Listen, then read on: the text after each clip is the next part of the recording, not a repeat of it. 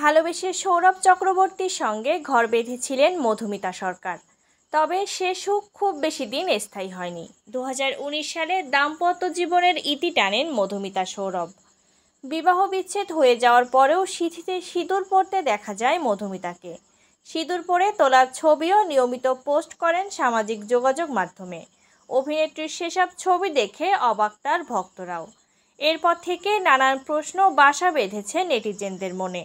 সৌরভের সঙ্গে এখনও বিবাহ বিচ্ছেদ ঘটেনি মধুমিতার, নাকি গোপনে ফের বিয়ে করেছেন অভিনেত্রী? সম্প্রতি ভারতীয় একটি গণমাধ্যমে বিষয়টি নিয়ে কথা বলেছেন মধুমিতা। অভিনেত্রী বলেন, প্রথমে জানিয়ে দিই, আমি সৌরভ চক্রবর্তীর নামে সিঁদুর পরছি না। আমি ঈশ্বরে বিশ্বাসী, শিবের ভক্ত। কোনো মন্দিরে পূজা দিতে গেলে আমি সিঁথিতে সিঁদুর পরি।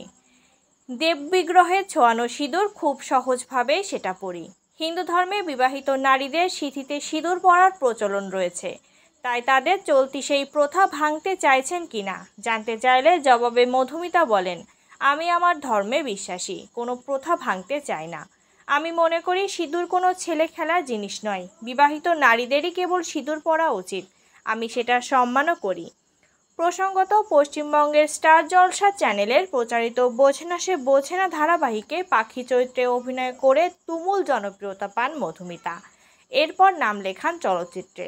লাভ আজকাল, চেন্নাই, দিলখুশ সহ 11টি সিনেমায় অভিনয় করেছেন তিনি।